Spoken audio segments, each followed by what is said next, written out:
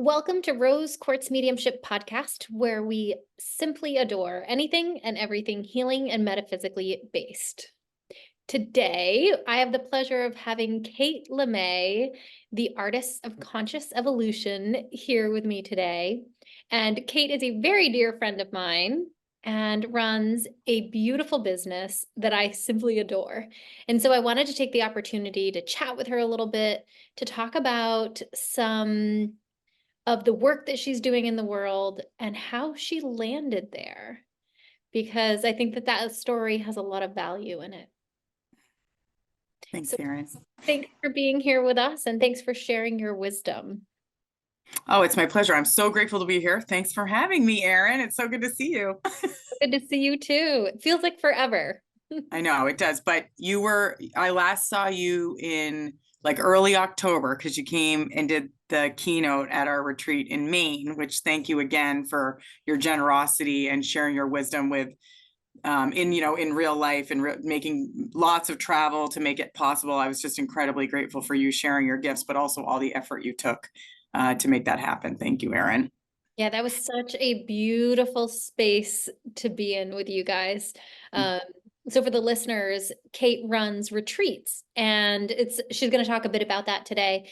And the retreat that we're speaking about was in Maine on this absolutely stunning piece of property. And as we pulled up to the property, there were these lights that were lighting the outside, and it was in that liminal place, at the end of the day as the sun was starting to set, and it was just absolutely magical pulling up to this space and feeling the vibration and the energy that the container that you had created was sitting in. It was just so amazing to step into that energy. Oh, I love your description because you're right. And one of the special things, and we got our quote I was looking for. One of the special things about that space was the lighting and the way, it was almost like they've really embraced like twinkle lights, but they use that kind of outdoor cafe style light. And yeah, it makes for a great atmosphere. And that was a really special group. So all these containers create awesome energy for the people in them. And you certainly added to that. So thanks for being there. Yeah, thank you for having me. So tell the listeners a little bit about who you are and the business that you run and how you landed doing retreats. Okay, great. Thanks, Erin. I grew up in a little rural town in Guilford, New Hampshire, in a big family, and I have three adopted brothers and sisters and one biological sister. So I'm the oldest of five kids. So I have a lot of like responsibility, shoulders, and bossiness just in my inherent nature. I run regular summer camps for kids. Actually, I'm an executive director, so it's not fair to say I run them because like our directors are actually the human beings that make all that magic happen. But I oversee summer camps, 3 summer camps on Lake Winnipesaukee, so Northwoods for boys, Pleasant Valley for girls, and Sandy Island Family Camp, part of the YMCA of Greater Boston, overnight camps. And I've been in YMCA camping. This was my 25th summer. So it's all I've known in my like regular adult job. I love it. And my first job in camping was I was the arts and crafts director first, but that following, like they hired me out of my first summer and gave me a role in what they call group services, which is essentially like the people that run your retreats. Like we're the people doing the dishes and setting up the tables and like the humans that like make it possible for retreat people to have a retreat. So I was like a worker. And in that role, I was like, man, you know what I'd love is to have, because the groups that were the best were like the adult, smaller groups that weren't a lot of work and were really easygoing on the staff and kind. And they always seemed to have like the best time. They were like in the best space. And later in my time at that first job, I eventually became the person in charge of groups. So I was like the retreats director. They called it a conference director, I think. And so we ran school groups and church groups and then sometimes retreats. And when I would meet this one woman, Pat, Osborne, she was my first life coach, actually, eventually. She used to always like leave her handouts and invite me. So eventually she invited me like to teach crafts in retreats. And so I would get to know these 10 women or whatever, and I do the like make a wreath with them, and I just fell in love. I was like, this is the best. Someday I want to do this kind of work. So today, Erin, I'm a mom of two, teenage boys. I'm happily married to a guy named Bob, he's the best partner for me, even though, if you'd asked me maybe 10 years ago, I wouldn't have said that, but I feel like we've done a lot of work in our marriage. So I'm super happy about that. And then I still run YMCA camps. So that's in my background. But then over time, I've nurtured through so I'm a painter. So I always kept painting. I never stopped made art this whole time. And eventually the art turned into retreats. And so I have sort of a multidimensional life that includes the why, it includes my family, it includes art, it includes retreats. We jumped right before Erin and I actually started recording. I was like, I don't know if I'm juggling too many things or not. But I can't, I would tell you right now, I don't want to let go of any of them. I love them all. And as long as I'm feeling happy and energetic and engaged, which is a daily task to navigate, that sometimes it's slight tweaks to keep going on these roads. But for now, I want to keep all the balls in the air the way they are. I just like it, so that's a little bit about my background. I mean, I went to school to be a veterinarian. That was when I was at UNH. And then in my junior year, changed to being a painting major. So that my parents were psyched. They were afraid I was going to be broke forever. So I'm sure that has like stuck in and why I never leaped fully into painting only. But so, and then I got my master's degree paid for by the YMCA in environmentally conscious art education in traditional camp settings, essentially making crafts with sticks for kids in camp. So I'm a very highly educated arts and crafts teacher. And then I've since gotten my 200 and 300 hour YTT. So I'm a 500-hour certified yoga teacher trainer. And I graduated from the Alt MBA with Seth Godin. It's sort of an alternative, but I became a coach for Seth's company for a couple rounds, which honestly had a tremendous impact in my life. There's like a gazillion other tiny little things that I could say, but I think that's probably the good enough meat of summary of Kate Lemay. I love it. I love it. I love the diversity in your life and in your reality and your ability to move into all of those different expressions of you and allow that, right? You see so many people who want to compartmentalize. And I love the sense of flow that you have between being a mom, being, an employee at the YMCA, being an artist, being a wife, running retreats, and how you allow yourself to have all those different expressions of self and embrace them. Thanks. Yeah, I think I've worked hard to be at flow with it all. I think that I used to try to compartmentalize a lot and used to get kind of, you know what it is? I think when it is too much or something, when you're not in alignment, right? Like, I think all these things were always there, but some of the way they were lined up, or like how aware I was of like what they were giving me, in some ways I was fighting my nature. I was like being against it. And therefore, if to a regular person, you might have looked at my life even 3 years ago and been like, it's exactly the same life you're describing right now. The difference is I'm a lot more at peace right now with it. You know what I mean? And I do think it's because I launched the retreat plan that I'd been, I'm sure we're going to talk about it, but it's like, I had a big dream for over 25 years before I was married, before I had kids. This dream was in me, like very loud. And I kept just being like, not yet, it's not time. I don't know how, there was all these things. But I think once I said yes to the beginning of the process, which turned into a bigger version of the process, which I now feel like I'm like living on an edge that I'm like, I actually don't know what's happening yet right now. That it started getting easier and all these pieces started feeling better and flowing better because I wasn't so angry all the time about, I need my needs met.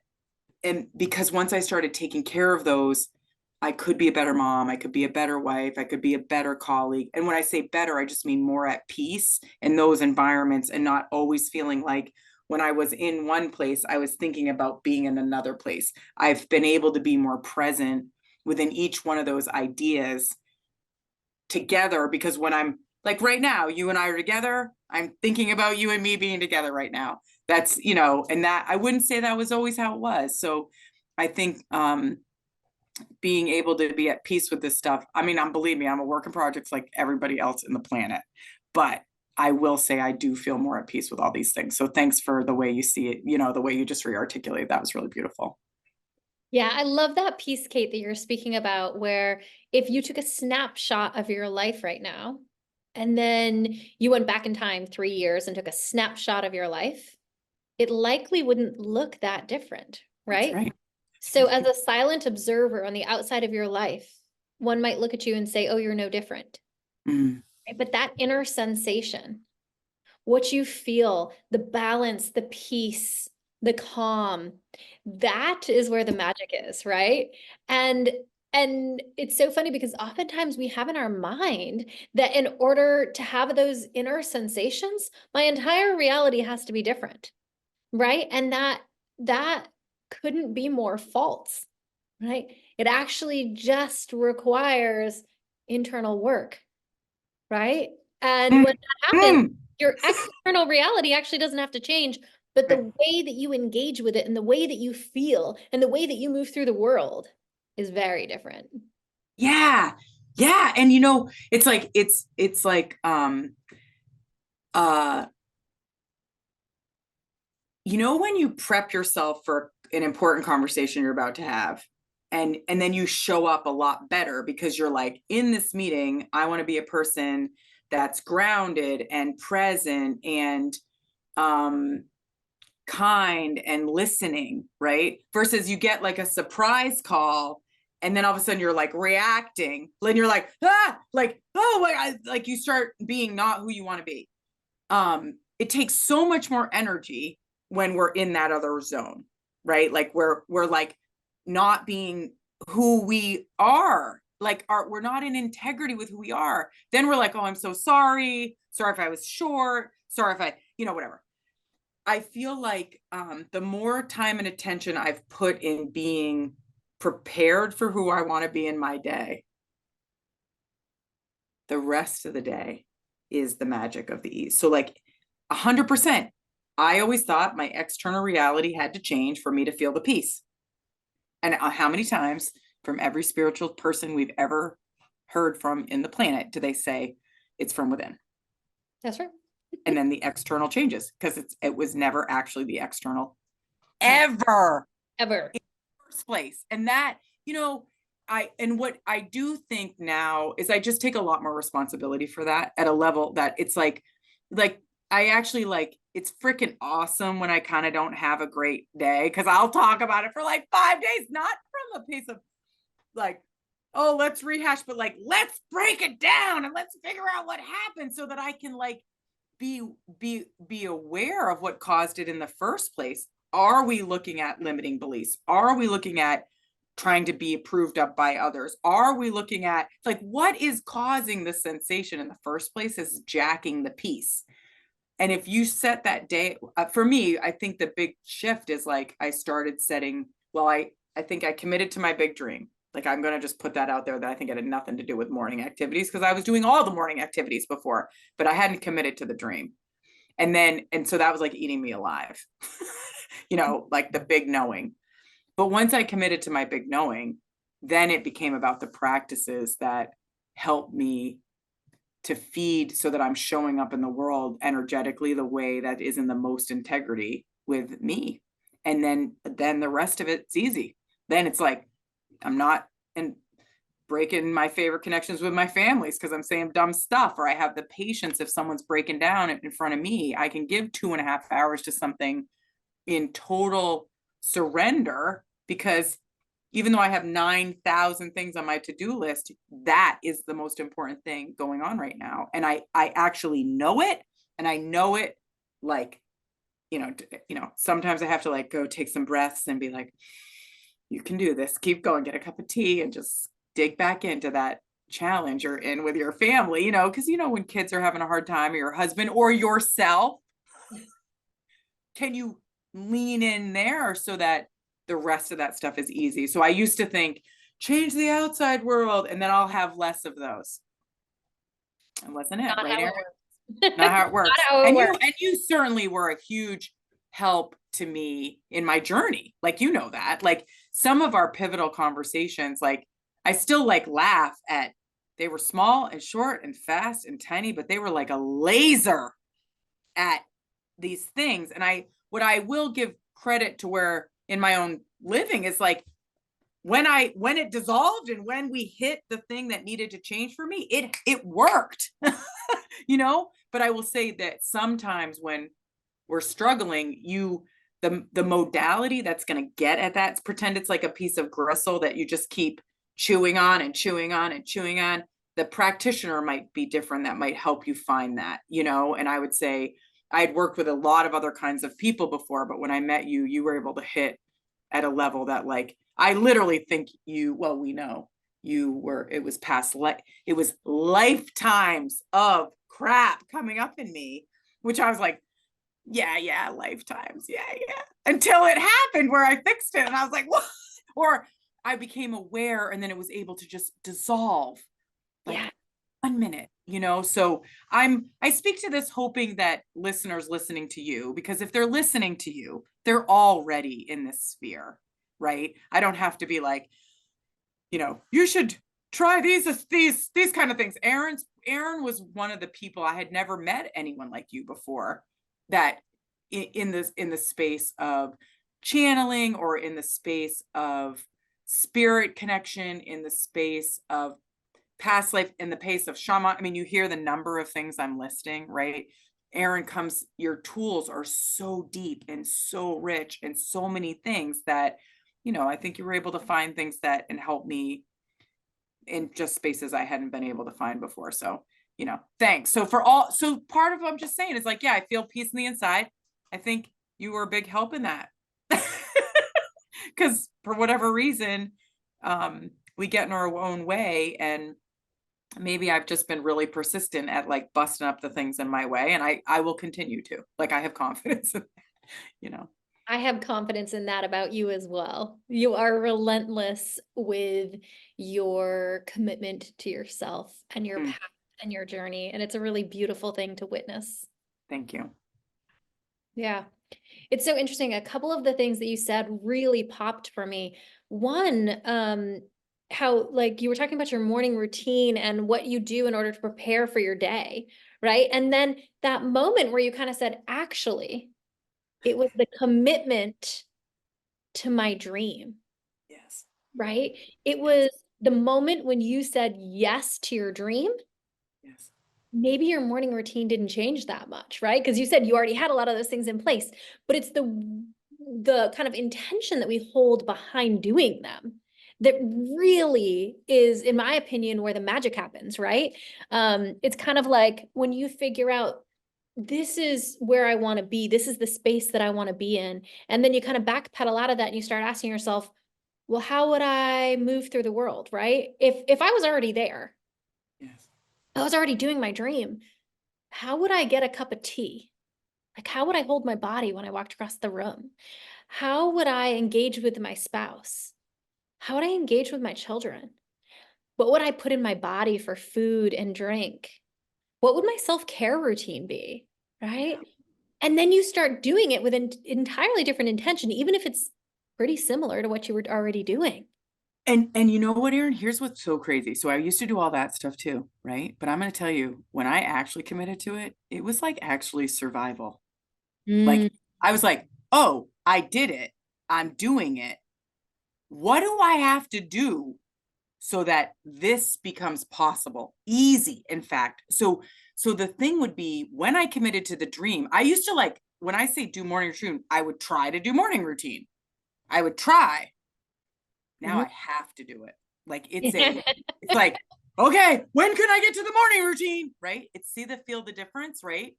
Because the life I've said yes to now is a bigger and different life. Yeah. And when I say yes to that, I must commit. Maybe this more doesn't be exactly what it is forever, but right now it serves what I need, which is to prepare me to be who I want to be in the world. Yeah.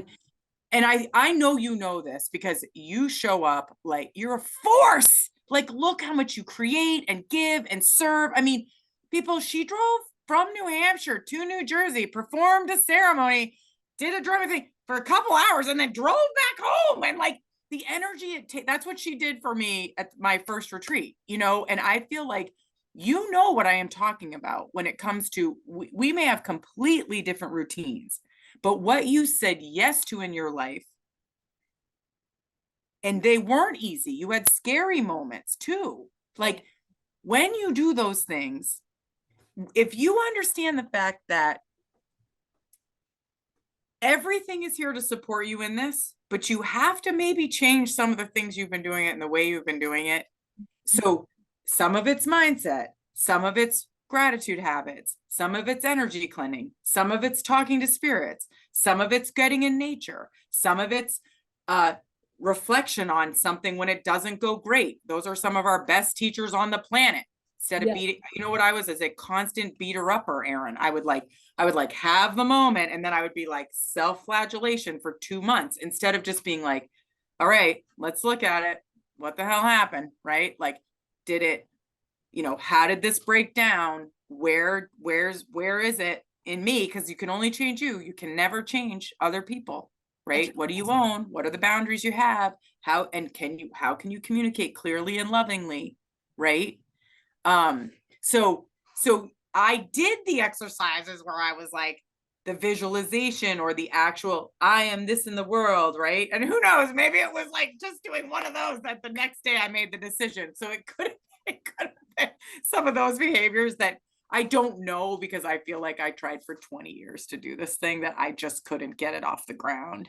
And so it's like almost hard to track what the heck happened when it finally happened, because there was so much that led to it, where I'm just like, yeah, my whole life just led to this moment finally where I did the thing I knew I was going to do 25 years ago. You know what I mean? So yeah, morning routines are important. But I think the clarity on that thing that you really want, and mine is not even like mine was this, it's about art, but it was about doing these retreats all over the United States and at YMCA summer camps. And I feel like when I say that, it doesn't feel like that crazy. It's like, not like I was like, I'm going to be like, Elon Musk is crazy. Like, the man is building machines that go underground in tunnels, and rocket ships that go into space, and he's changing solar. Like, but I actually kind of understand what it's like to have the energy of like 7 giant companies in your body. I just am super impressed with how he has navigated tech and massive amounts of humans and money. And, you know, I don't know him. So like, you know, I hope nobody's like, he's a terrible person, Kate, you should know this. But I would just say it's an example of someone I personally admire from afar, that, you know, when I think about my little world and all the things I'm managing, I'm like, yeah, it's not it, but to me, they were big. To me, they were the size of launching a rocket ship in the air. And whatever we use to get out of our own way, or to heal the things that we need to heal in us to get to that. I mean, I love every second. I don't say I love every second in the second, but I'm just saying, like, obviously we know it's the journey that makes us who we are. And I wouldn't change a minute of it, you know. It's yeah, that's all. I love it. I love it. Yeah, it is a beautiful thing when you can kind of step back and say, I pick this, right? I Mm. pick the way that I move through the world, and I pick the lessons that I get, and I pick the way that I learn them. And yeah, of course, in the moment, they don't always feel good, right? But be able to look back and say, yeah, that was such an important lesson or phase or whatever. And man, it got me into this place of inner peace that I am today. And if you, so, just in your opinion, Erin, what do you think it is that, because I do think you have a unique view toward a lot of people's lives who are, when people are talking to you, they're often talking about spaces where they're like, I really want to fix this thing, or I really want this pattern or habit to change, or I really want to feel peace about this situation, right? And I know you helped me so much with that. What do you think?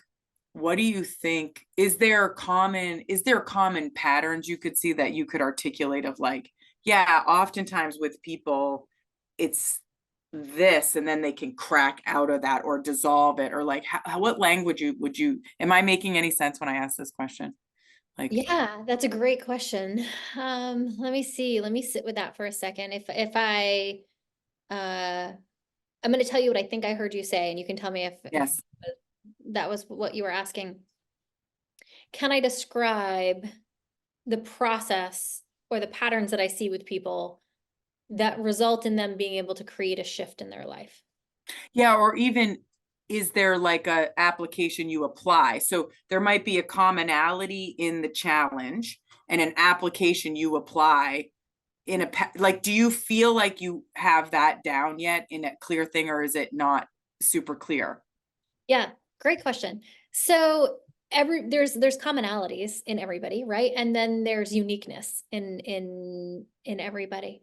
And so for me, really looking at where I think the root of the issue is for this individual, right?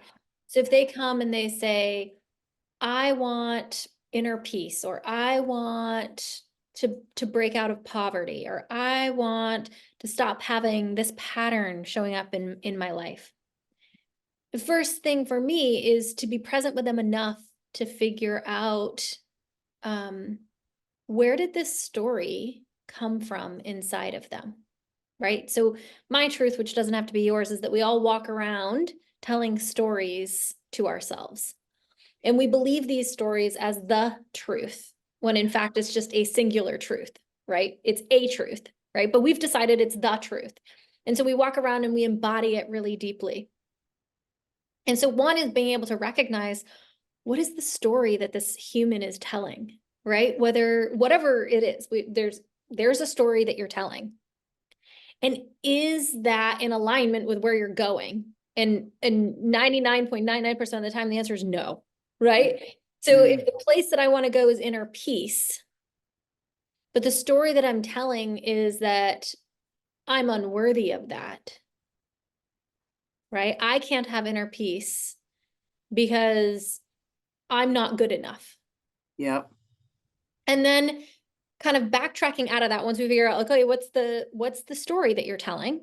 There's a story on repeat that you tell in your life in various different expressions, right? Where's the root of it? Where was the experience that created the story that you are telling on repeat that isn't in alignment with where you're trying to go, right? It's one thing to recognize the story. It's another thing to unpack, where did it come from? And when we can get back to that experience, whether it's this life, a past life, whatever the situation is, right? When we can get back to that place, we can recognize that the story was fabricated, right? Like we can land in the spot to go like, wow, I've been believing that for 34 years or 14 years or 7 years or 6 months, whatever it is, right? I've been believing this story is the truth when it was just complete bullshit that I told myself. Or And do you think you have to know the story, or do you think, is it, say you discover that it's unworthiness, like you feel unworthy, like, hi, like, I know I'm still dealing with this one, right? So do you think that you have to know this in your what do you always say, your truth, like this is your truth, it doesn't have to be my truth, right?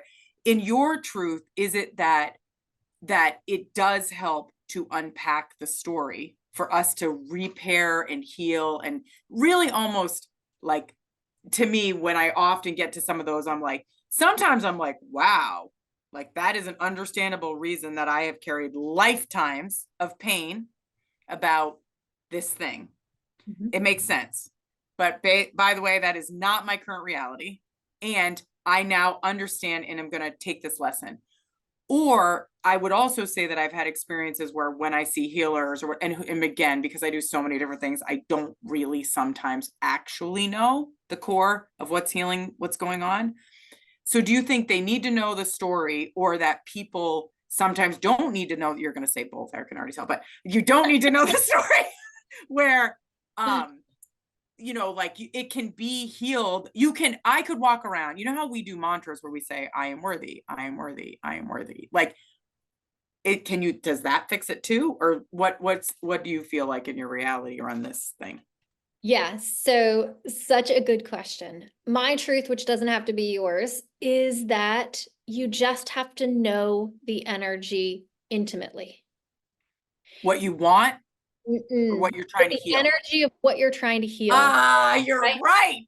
Ah, So, and for some people, the avenue to them you can knowing that get there by energy, that. Oh, I that's love right. that So it reframe. doesn't matter which direction you Yeah. come in to this Oh space, my God. you can do it both ways. And that's why some people will say over and over again, I need to know what happened to me when I was 4, or I need to know where this comes from. It's because they can't know that energy. We don't know what it is. Oh God, decades. The couple, the ones that oh my God, but we hate feeling that feeling. We will do everything we can do to not feel it because we don't know how to control it and we don't know where it originates. But That's once right. we start to ID it, we get a handle on it and we know it's not us. We That's are right. not energy. That's right. And so Wow. it's like it feels safe enough once I have Yes. this is where the story came from. Now it feels safe enough to feel it, right? Now I'm okay feeling it fully because I actually know that there's an out. I feel safe. Other people will say, like, how can I just let that in so intensely and so deeply that I feel it fully, right? I just am with it in the magnitude in which it wants to be with me. Mm, And they don't need to know because they already mm. intimately have a connection with this energy. So everyone's different in the way that they end up with that intimate knowledge of the energy. And some of my job is to help the person figure out, what kind of person are you? Can I get you here into this space with yourself? Or do you need to understand the rationale, what happened? Okay, I got the next level question. You ready? Mm-hmm. So tell me how this connects to, so last year I drew this drawing of a hockey stick, like, check mark. So I am like, one of my things that I'm just like super curious, because I've seen it in a million people. You are one of these people. Is how do people go, Mm-hmm. you know what I'm saying? And I just feel like it's a thing you can do, and people can do it. They can create the hockey stick or the check mark, whatever you want to call it, in their life. But there's like things that, so when I call myself the artist of conscious evolution, Erin, my goal is to help normalize all the different modalities and things that are possible in human evolution to help us as a species survive and thrive, absolutely, in ways that my brain can absolutely go to places where there's no money at all. Like we don't need it. Like, and my brain can go to sustainability where the planet is totally taken care of, right? Like my brain can just go there. Like we can solve this. It's real. But when you start to be very much here, you're like, does not compute. Like we are so broken. Everything, there is no possibility. But I studied with Barbara Marx Hubbard. I didn't like actually get to physically study. I only got to, we were in the same place one time, but that woman was a soul imprint on me. She, many people, she studied with Maslow. She studied got to know, was friends with Maslow, Buckminster Fuller, different creationists, evolutionists. And she was just really adamant that solutions exist. And she was very pragmatic. She was like, we need to go to the White House and have a peace room as big as we have the war room. And she she went on the ticket to be the vice president, knowing she would never get to be the vice president. But that speech was recorded. And it's like in the Library of Congress because she spoke. And the dude that led her up on stage, because she hustled and got all the signatures so she could get on stage. Right? He was like, you're speaking actually, I would love to, me and my little exact quotes that I want to know, but he was like, don't worry, they're not going to listen to you. The people in this audience right now, you're speaking to the world, you're speaking to the universe, you're speaking, you know what I mean? And so, okay, so back to my question and how this ties in with this thing about energy is, how do these two connect? What's going on with this? So I, as a person who, man, for some reason, for so long loved suffering, I just, because I kept doing it, Erin, I just had to do more suffering, more suffering. I do not believe these days.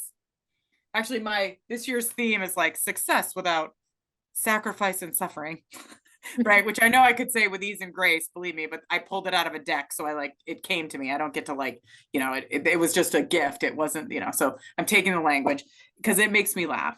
So when I do know what you're saying about having to feel the feeling, because many times you or my brother or my healer or my therapist, if you're lucky enough to get me to that space and I can hold it for just a minute and feel that feeling and let it rip, I have an intimate knowing enough that oftentimes there's something about it that integrates it in enough that some giant patterns that have been going on for me for my current lifetime that I know about, right? These ones, for some reason, I'm able to just walk right through them and they don't come back. And it's not a thing.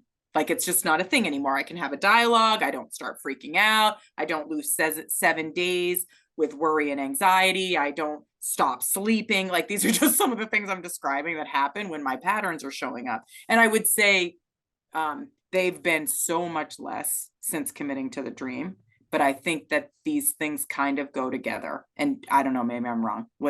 Can you connect anything for me, Erin? Yeah, I would completely agree. I think that they go together. Okay. For me, with your hockey stick, I guess the way that I would engage with that kind of concept or framework we're just going to kind of follow the same thing of, we create truths that we carry and hold as if they're the truth, right? And almost always those truths that are self-limiting come from some form of trauma, right? Some experience that we had created trauma that we couldn't process in the time, right? And so we created a story that's almost like a contract with the way that we engage with life, the way that we move through the world. And when you can get into the energy of whatever this block is to where you want to go, when you really get there, whether it be through understanding the root of how it happened, or whether it be just being willing to be in that energy so deeply that you're not rejecting any of it, you're accepting all of it and Yes. almost transmuting it. When we are able to get into that space, in my opinion, it's an epiphany, right? We have this knowing. The difference for me between an epiphany and a shift, right? An epiphany is just I came to this deep knowing. But when we see a shift, like you're talking about, is it's slower, completely gone, right? It dissipated. Yeah. It would now I don't engage with that pattern. The shift is the jumpy one, would you say? Yeah. So for me, the epiphany is the knowing, right? The shift happens when there's it just happens. Yeah, there's a social oh my God, behavioral changes. And so those behavioral changes happen when we actually tell a different truth. Right? So if I am not enough And I understand my enoughness came from a particular experience, like this one moment in time where I created a story that was just total bullshit. And I can examine that and go like, that is complete bullshit.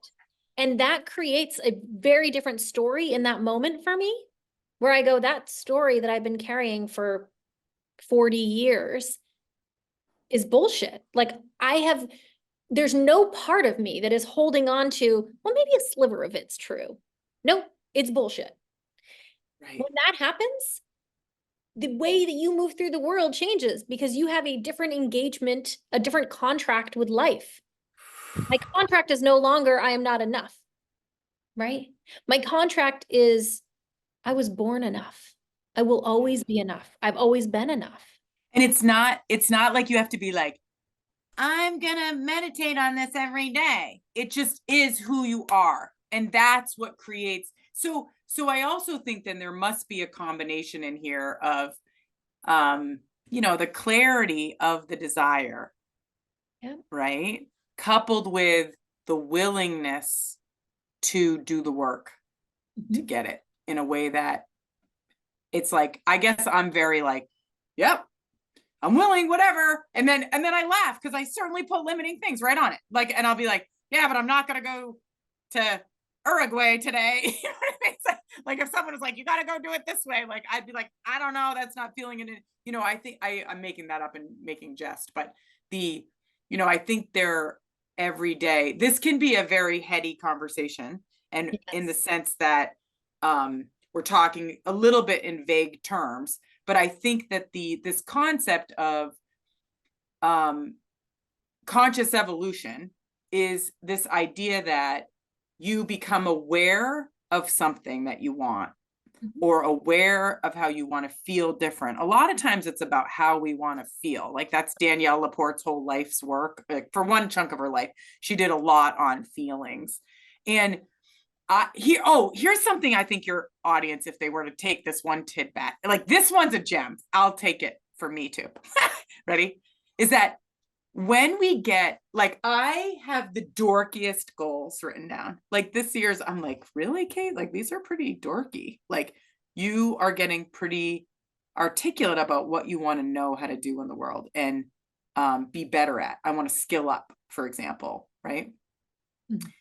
That we live in such a crazy time and space where so many teachers have come into the world streaming in computers for hundreds of dollars, not $50,000. Like if you want to go to so what I'm saying, like we have a weird wonky way of education. Like, oh, would you like to spend enough that could put you in a mansion to get an education when you don't even know what you want? Mm-hmm. Or if you have some clarity about what you really, really want, there's probably a teacher that can help you, available like in 2 clicks or 5 clicks and 1 reference away to help you, right? And I was blessed that I got connected to you. Like our path in the put you, like the way I like it is I like intimate, and I like, hello, this is my part, like I like humans.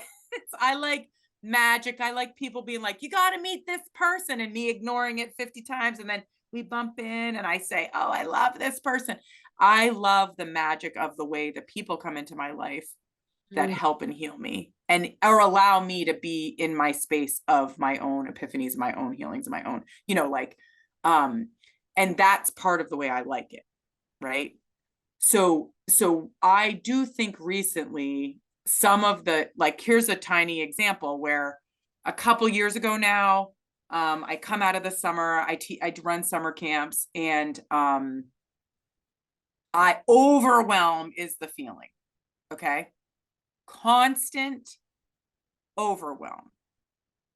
And I am like, I don't want to be in overwhelm anymore. We start to get a little neutral about the sentence. I'm not a bad person for being in overwhelm. I'm just saying I don't want to be overwhelmed anymore.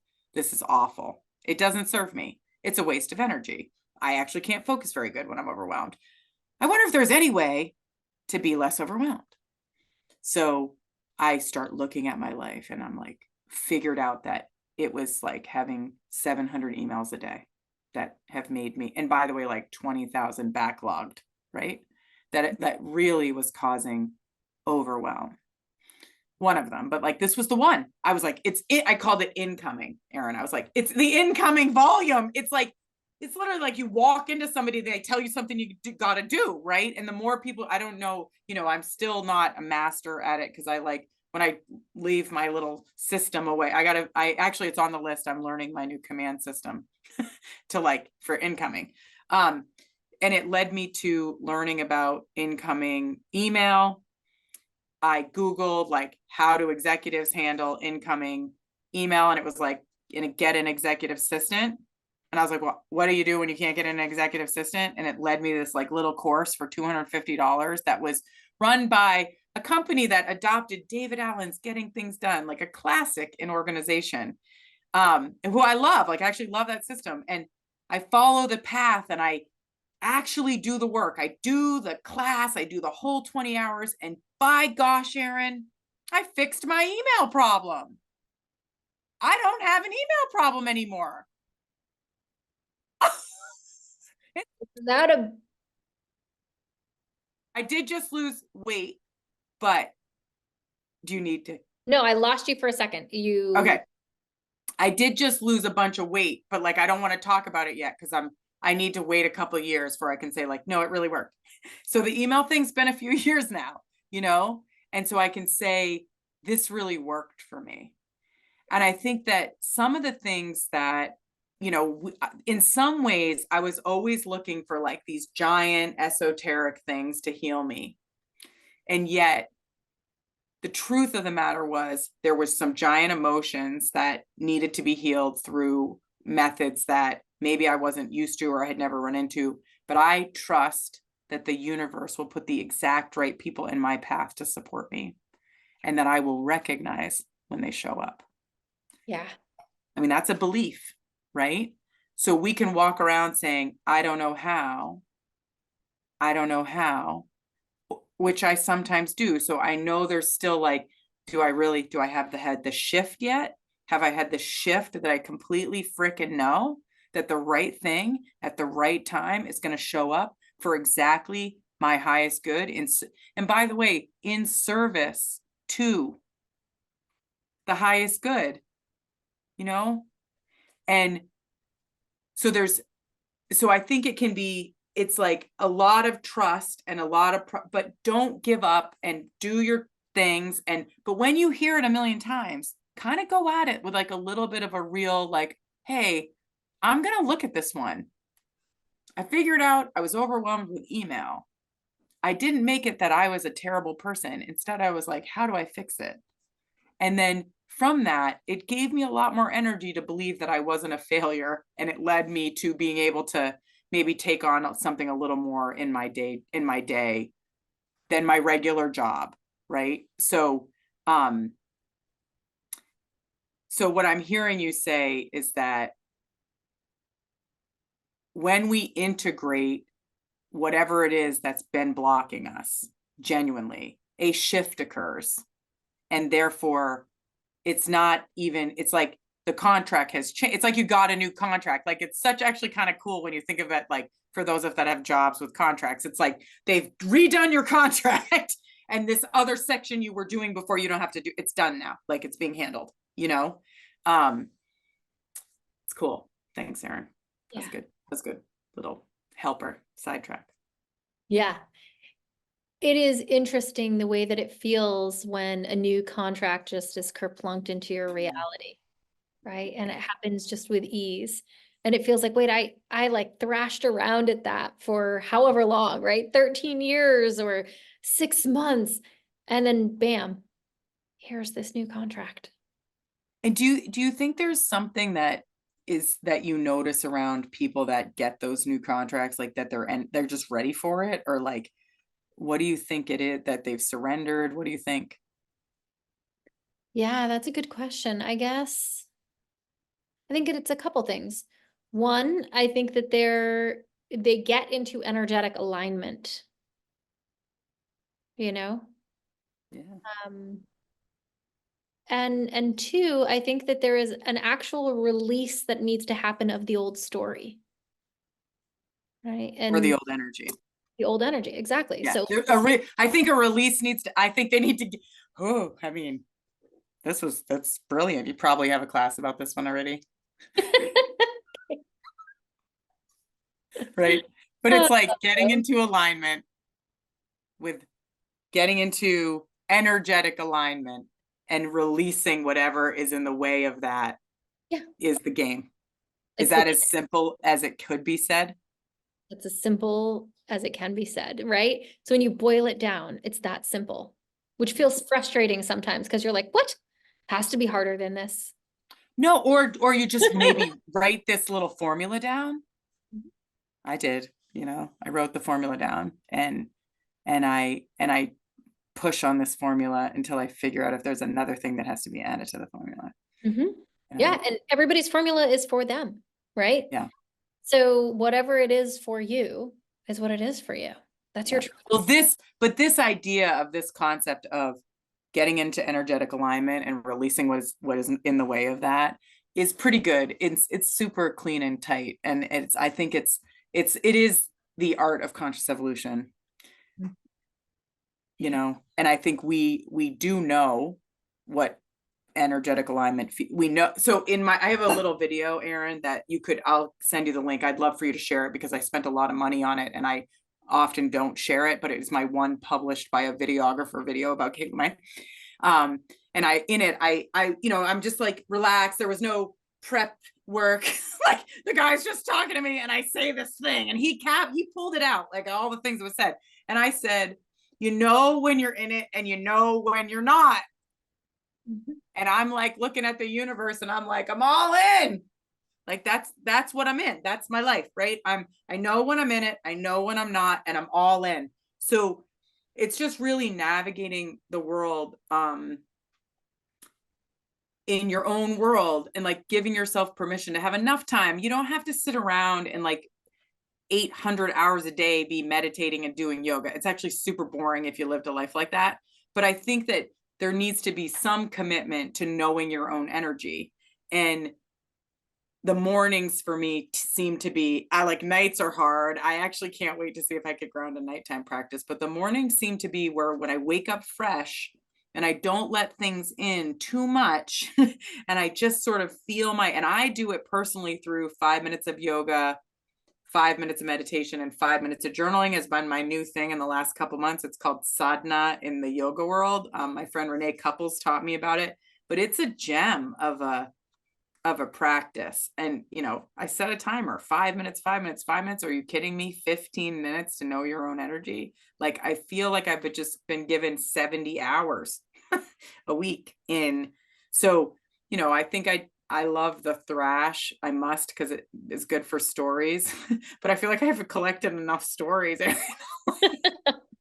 have checked those boxes. Well, I just am like, really? I had another one last week that I was like, okay, this was hysterical, but at the same time, every one of these opportunities become, ways that I connect with people, ways that people find me to be a very normal, real, authentic person. Like, listen to me, I'm like a total just person, right?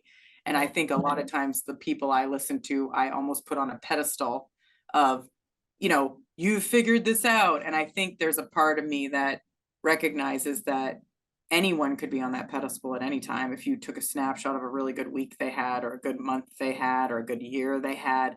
But at the same time, some of the most important things are these really subtle things we learned about, like how to be at peace with the dishes and how to be at peace with our partner when they don't make the bed, and how to be at peace when our kids, when they don't want to brush their hair or brush their teeth or take a shower. My kids are against hygiene for some reason right now, So I think that, all of this is to say, I am more at peace with all of these things. I'm grateful for it. I recognize that the path has been full of a lot of different ways to get there, but it was worth it. And it's not done ever, right? I'm a constant student, but I like teaching as part of, it helps me learn, actually, right? Yes. I'm a huge believer that we are all a student and a teacher all at the same time, constantly, Yes, constantly. constant. And if someone says they're not, they're lying. Yeah. Really That's my love truth if he too. is. My truth is you're lying. It's just my truth, but you're lying. No, just kidding. Exactly. Oh, it's so good. It's so good. Oh, Well, so should I finish up with just like what are the retreats?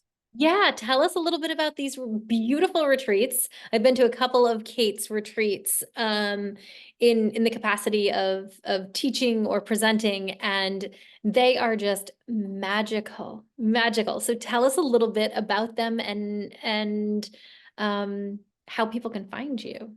Yeah, thanks, Erin. So they can find me at katelemay.com. My website's not great at this very second, but I'm working on it. I just I got some notes from my friend. I switched when you switch the theme, like you just go a theme switch, it like I lost all kinds of stuff to it and I just haven't had the time. So maybe we'll post this once that's fixed. So katelemay.com, and the retreats are essentially they're short weekend. You get 2 nights, 5 meals, sometimes 6 meals depending on the site. Yummy, nourishing food. They're all held at YMCA camps, so it's very naturey, like you're in nature, but you're not camping in a camping tent. You're in a cabin or in a heated lodge. If it's because I run them in the winter, I have to run them opposed to my summer camp because I'm a summer camp person, so can't run them in the summer. So I have to use like the cracks and crevices when these camps were available. I said, give me your dead dates, the ones no one can sell. I want those, because the truth is these camps have beauty in them every season. There's something magical about being at a site that feels sleepy. It Mm. feels like it's on the cusp of when everybody else thought it was a good time to be there. I call those like the off seasons. Like I love off season at the ocean. I love off season at a ski area. Like I love anytime no crowds are there, right? Um, so so they're simple but enough. We try to have amenities like coffee and tea and nice things that make you feel soothed and comforted. But I would not say that my brand is about being at the Hyatt spa. Like I would say this brand is about doing the work in the space that the earth is intending to give us. Um, it's like reminding us what our nature is. This nature, like our nature is nature, but we're not quite tenting, right? So I probably wait for it. I'm sure we'll do some tenting at some, because I do think I would love it. But so they're bunk houses, but sometimes you're just a couple people in one of the rooms. It's like not too overpacked yet. So there's some privacy, but not tons, because community is another part of what this is about, which is getting to know new people and actually getting to intimately know them. Like there's something about waking up in a lodge and having coffee with people and chit chatting, or tea, and chit chatting about real life stuff, about what matters to somebody. I love, when you do a slumber party with some girlfriends, or, couples. I'm not quite one of those people yet, but I slumber party with girlfriends sometimes. And we wake up, my favorite part is that next morning where you're having coffee and everybody's just talking about life. Like there's no agenda. It's just collective community. This is like that, but with like some people, and some strangers, which, man, do you learn a lot about humans and our desires. And so in this setting of community, there are teachers and students, but we all interplay the whole time. Like sometimes someone's presenting and then in the back, they're getting counsel from another person. And it's just, it's community.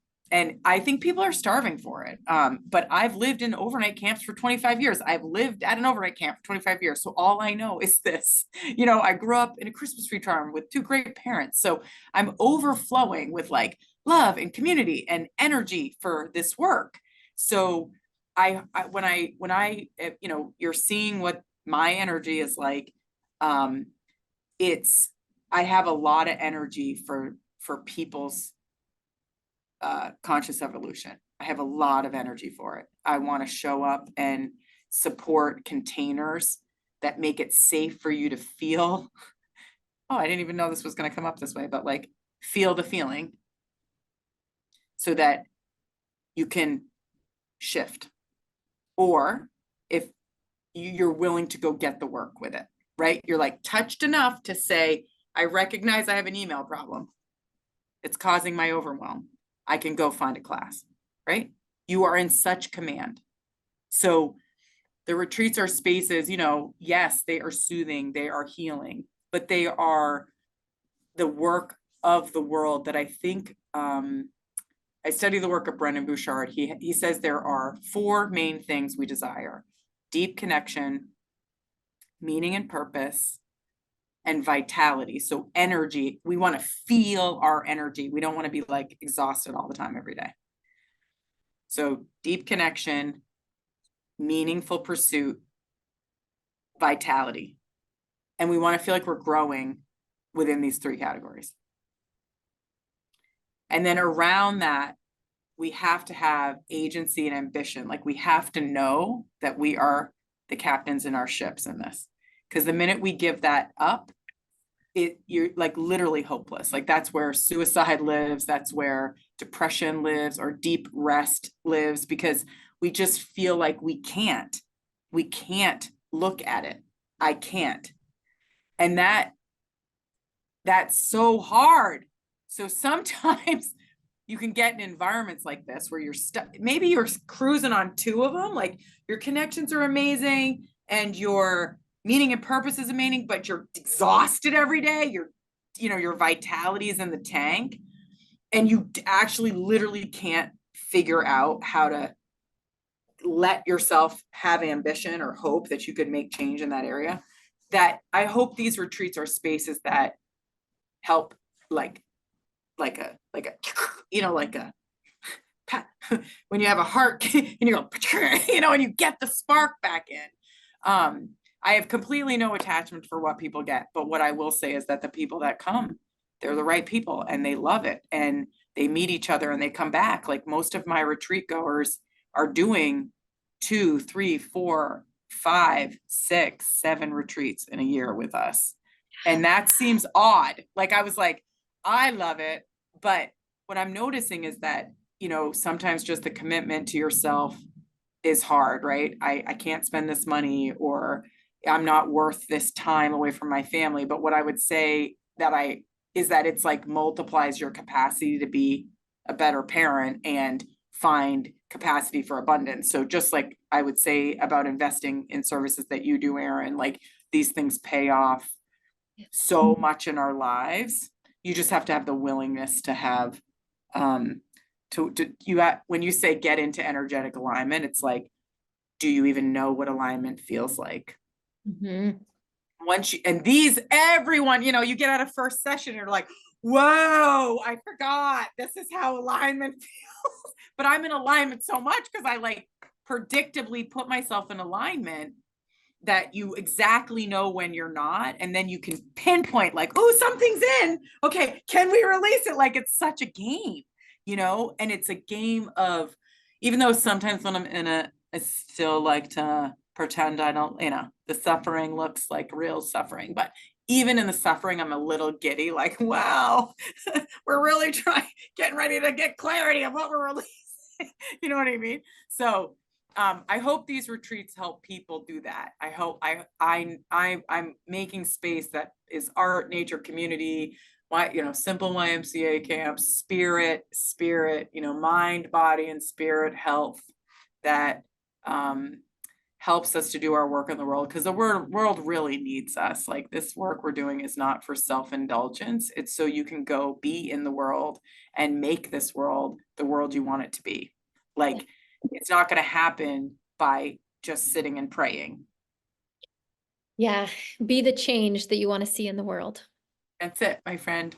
So in order to do that, I just think that, maybe some of these systems that we used to have when we lived in real community, right? Like we lived in like literally wigwams and there were, or teepees, right? And we were like in community and people did things together and like we lived, I'm not saying that, I mean, I would probably love that life, but like, I think that there's something to be said for our capacity to live in community to be the change that we need for ourselves, to show up.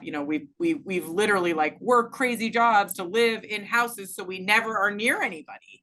Yes, It's isn't it insane. wild? And then we And pay to go get near people.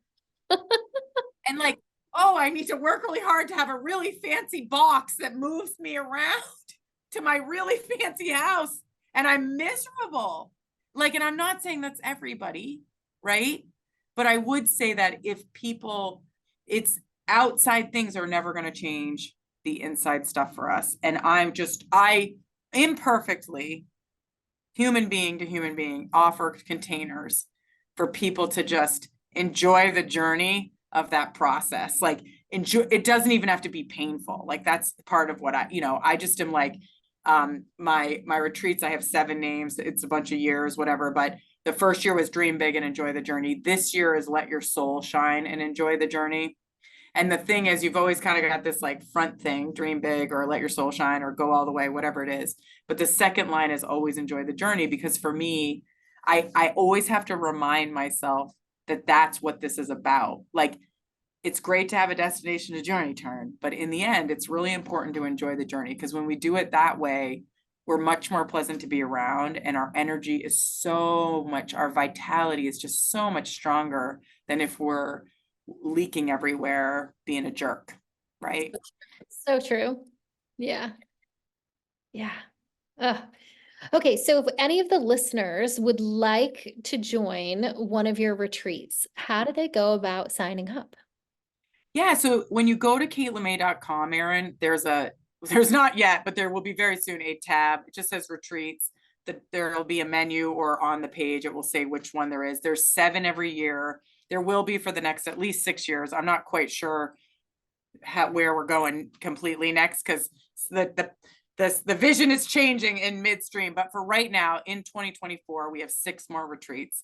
Our next one is in New York, in the Catskill Bay at YMCA Camp Chingachgook. And then we're headed to Connecticut in April at YMCA Camp Woodstock in Woodstock, Connecticut.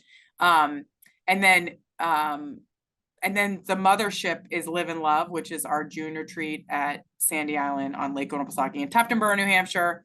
Then we head to, in October, we're doing Maine, YMCA Camp Maine and Winthrop. That's where you came and did your talk.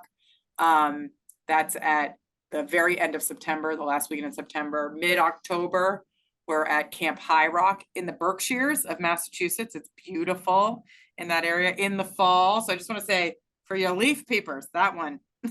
I was like, I was like, are you kidding me? This is crazy. It was such a beautiful drive. And then we end the year in Maryland, at YMCA Camp Taqua on the Chesapeake Bay. And that's December 6th to 8th. So, so you go to katelemay.com, you kind of look at what you want. We have package prices for if you buy 4 packs or 7 packs. So say you want to go with 7 friends, you can buy a 7-pack and save a whole bunch of money. So those retreats are transferable. You don't have to buy a pack just for you. You can buy them and share them. A lot of people this year we saw bought a 7-pack. They're going to come to 3 with a pair, like 3 with a friend, and then 1 they're going to go by themselves. So that's their 7 total. Like, I thought that was kind of cool. And there's payment plans, and yeah. I love it. I love it. Thanks. Well, it has been so fun to share space with you and to get into these beautiful conversations and explore them a little bit and kind of be in these spaces with you. Thanks, Erin. Right back at you, my friend. I'm so incredibly proud of you, and in awe of all that you do and create in this world, and so grateful for what you're doing to help people in just their own living their lives in a way that they are in energetic alignment and are able to release that which no longer serves us. And you are magnificent. You are magnificent at it. And I constantly walk around, like I'll be like it's, and what I love, Erin, is people will bump into me. I'll be like, oh, it's this person. You got to go talk to this person, because you really helped me in spaces that I couldn't reach until I met you. So, and it has relieved suffering in levels that, because it was lifetimes ago, I couldn't reconcile it in this lifetime. And so for meeting you helped me let go of things that I don't know if I would have ever let go if I hadn't met you. So thank you for all that you're doing. And thanks for having me on the show. Yeah, you are so welcome. It is not lost on me that it is a privilege to be in those spaces with you and to be in your most vulnerable parts, right? And I have a lot of gratitude that you allowed me into those spaces with you and that you had those kind of vulnerable conversations with me. So thank you for that. All right, my beautiful friend, we will post a link to Kate's website in the podcast and the description of the podcast. So check that out if you have a hard time finding her. But Kate Lemay, the artist of conscious evolution. Thank you for being here with us.